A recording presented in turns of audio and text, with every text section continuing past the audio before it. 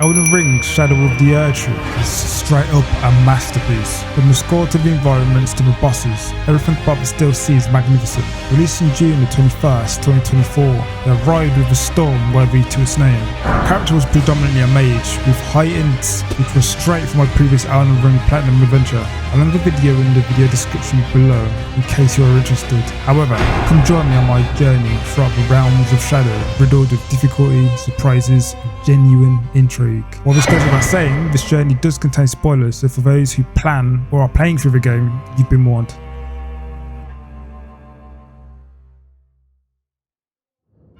We start back at Mog's palace, where we enter the Gravesop Plains and find our first grace. Taking in the views, go out exploring and meet this guy known as the Furnace Golem. As a first encounter, it was tough as nails. I died many times, but being a stubborn boy, I persevered until I was victorious. A good strategy for a mage build is to use Shard Spiral due to its massive size. Moving along, we find our first Skadu Tree, Blessing and Revered Spirit Ashes, which is the DLC's difficulty metric rewarding those who prioritised exploration with a reduction in difficulty. We meet the cast Lady Ledger spoke of you. and continue on towards our first boss, the Divine Beast Dancing Lion. Through Bellerat, Shadow People pack a punch. We also get invaded by Vismog along the way, by Knight Quailing. At the top we find the boss, and after a few attempts we are victorious.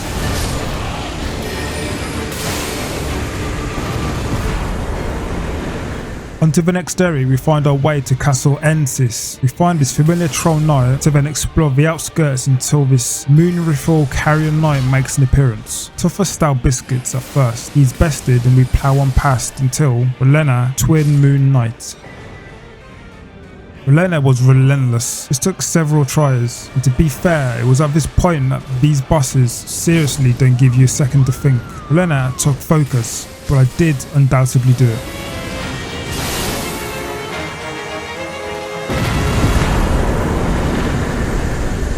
From Castle Ensis, I go to the Shadow Keep, and the difficulty ramp is apparent with those 9 gas knights. Quite quickly we are faced with our next boss, the Golden Hippopotamus. I'm not gonna lie, this one was a bit of a genuine surprise. I never expected there to be a hippo with thorns, but hey, not gonna complain either. The boss was cool though, it charged me the second I stepped into the arena, so not so much. Once I summoned Mimic tier, it became doable as a mage, and Hungry Hippo no more, I scored myself a hefty 200k runes upon victory.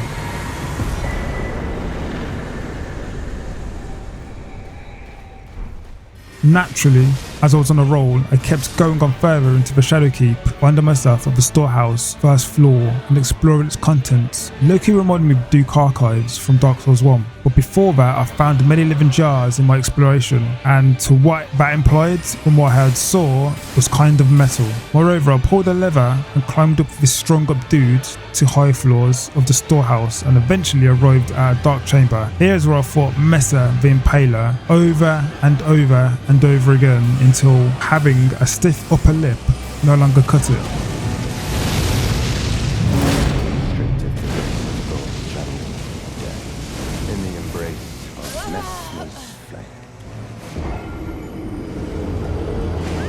My pride wounded beyond recognition, I fled for the ancient ruins of Ruar. But I must confess, it was my first time I legitimately got lost. I loved the area, the greenery, refreshing, but man, was I lost. I saw another Furnace Golem, however this one, quite a ball ache.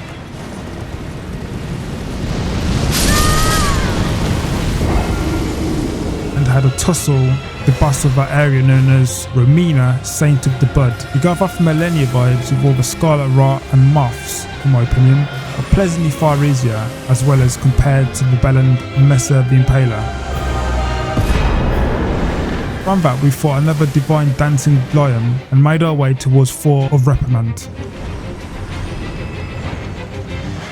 I feel that this area was where I probably should have went at first. But not gonna lie, this DLC's locations are well hidden. Some places are riddles to even figure out, but I do low-key like that. It reminds me of Dark Souls 1's level design, being more efficient with smaller areas. Once I cleared out the fort, I took on a dude known as Black Knight Erdtree.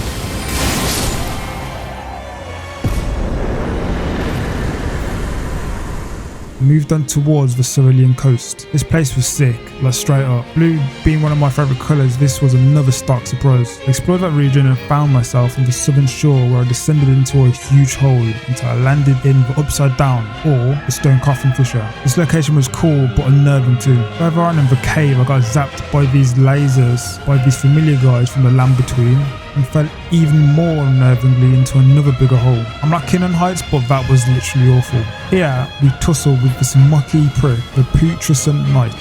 Honestly, I didn't like this dude. I felt sluggish the whole fight, and while he wasn't super difficult, it was just far too much horsing about for me. Beating him awarded me with 222k runes.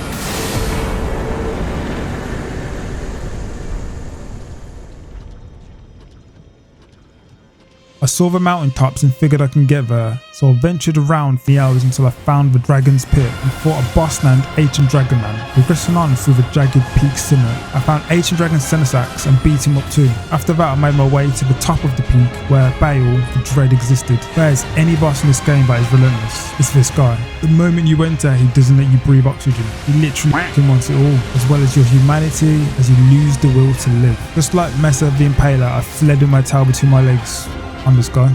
So with that in mind, I carried on until I leveled up more and found myself at the Cathedral Manus Mitre. Started a quest line involving fingers of a place I'd visited before, and then went to the Abyssal Woods for a gander.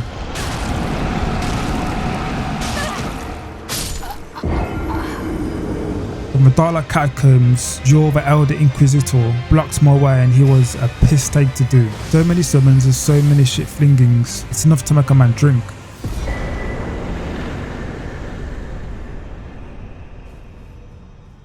Feeling big-headed, I got back to Mesa the Impaler to resolve a blood feud. I summoned and got dangerously close, but went back to my roots with the good old mimic tier and beat the snaky bastard like any mage would. Mesa the Impaler's the real deal. He's a no bullshit kind of guy, but if you are at the right level and with much diligence, you'll be successful too. After Mesa the Impaler, I was reckless, mate. I went back to BAYLE the Dread to test my luck, and to my credit, he was still a bastard to do. He wanted everything I had and more. But I did beat him with the assistance of my man Igon and the Dragon Priestess's blessing. You shall haunt me no longer.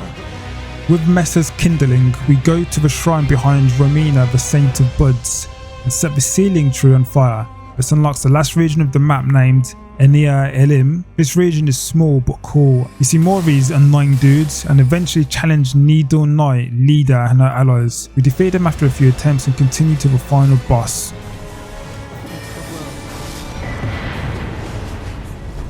He came to me as a surprise, promised Consort Radon.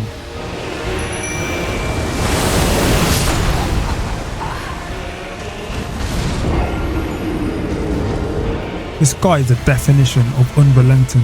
A rock throwing Belland with swords bigger than most bosses, fighting him is serious business. Because if you played a mage build like me and thought you'd have half a second to summon Mimic tier, you are sorely incorrect. Man, he's just a freaking ruthless.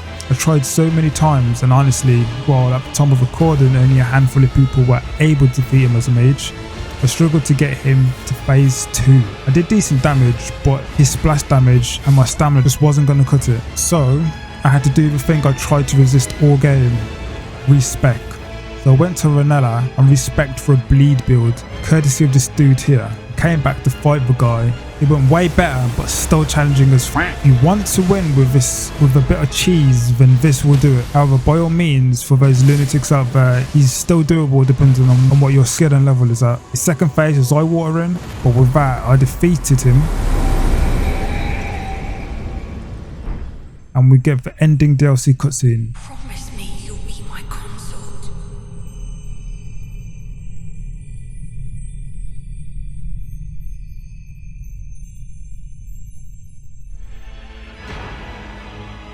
With that, the DLC's finished, or at least the major elements are. There is still many places I need to explore properly and things to collect and do.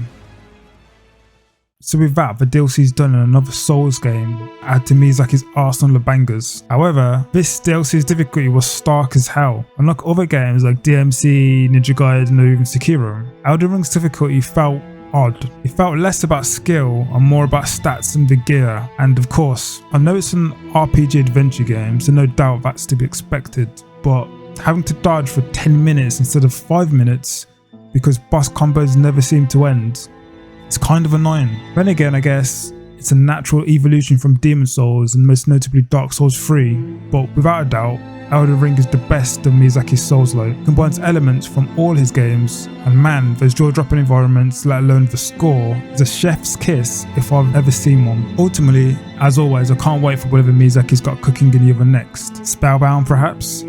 But Shadows of the Erdtree was an absolute gem. It was that time of the video where I thank you peeps for watching. I hope you found it as enjoyable to watch as I found it to make.